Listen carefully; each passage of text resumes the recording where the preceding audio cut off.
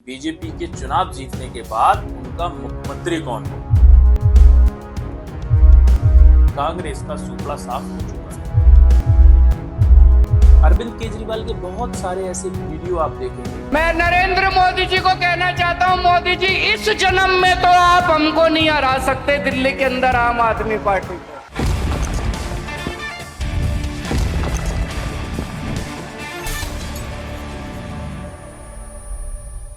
इस समय सबसे बड़ी न्यूज है कि दिल्ली विधानसभा चुनाव यानी कि बीजेपी के चुनाव जीतने के बाद उनका मुख्यमंत्री कौन होगा। आखिर कौन है वो नाम जिसके नाम पे सबसे ज्यादा इस समय चर्चा हो रही है। कुछ ऐसे 5 बड़े नाम जिसको लेकर इस समय मीडिया के जानकार यानी राजनीतिक पंडित अपना अपना समीकरण बता रहे हैं, लेकिन बीजेपी के समीकरण क्या है मैं पूरा विश्लेषण के साथ इस स्टोरी में बताने जा रहा हूं।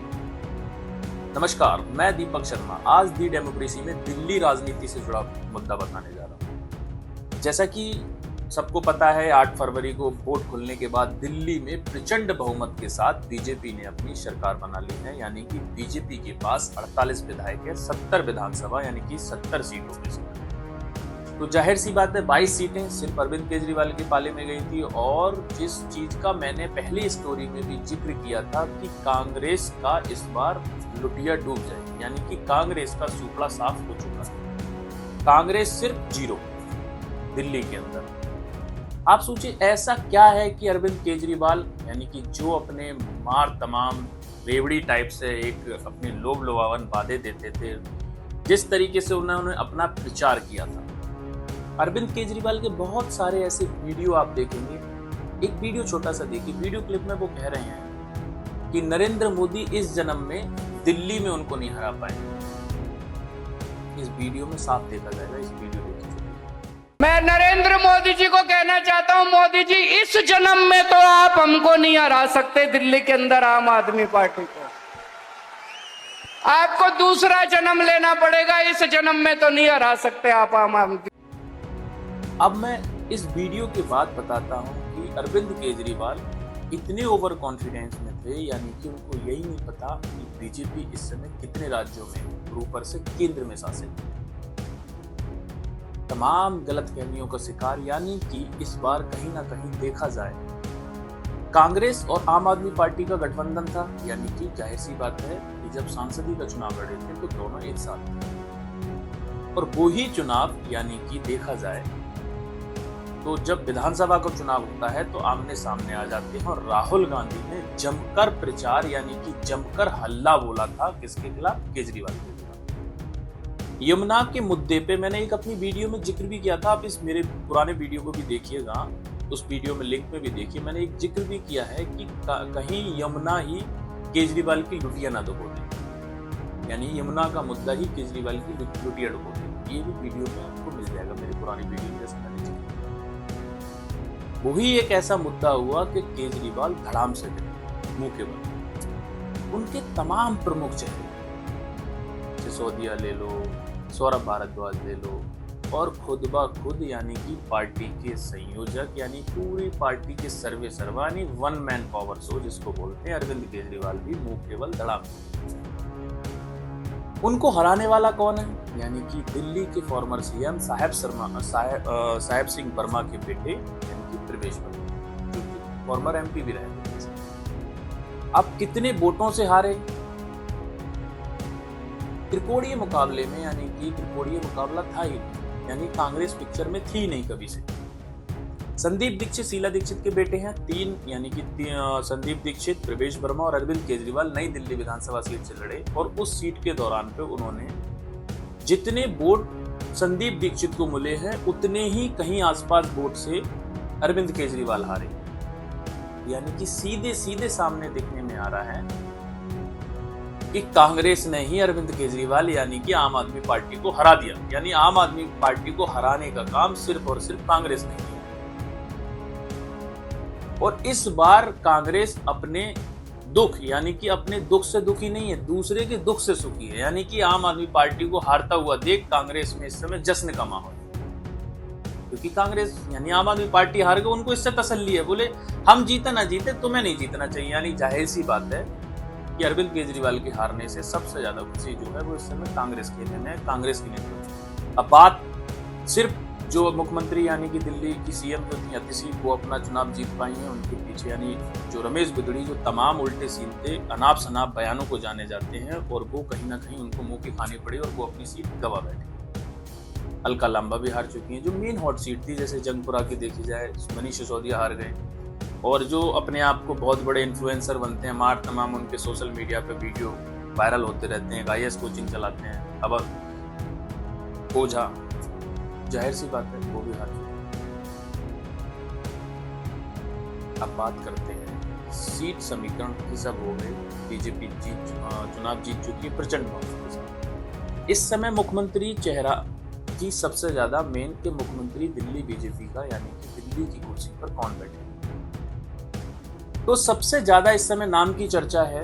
वो नाम की अगर चर्चा देखी जाए तो लोग कयास यानी राजनीतिक जानकार लगा रहे हैं कि बीजेपी हमेशा जातीय समीकरण को साथ, तो पड़ोसी यानी कि पास का जो राज्य है यानी राजस्थान, वहाँ पे एक ब्राह्मण चेहरा है, बराबर मध्य प्रदेश यानी कि वहाँ पे एक ओबीसी यानी कि यादव चेहरा है, उत्तर प्रदेश ठाकुर चेहरा है, तो जाहिर सी बात है कि दिल्ली केंद्र में कोई ना कोई दलित चेहरा से मुख्यमंत्री बनाया जा सकता है।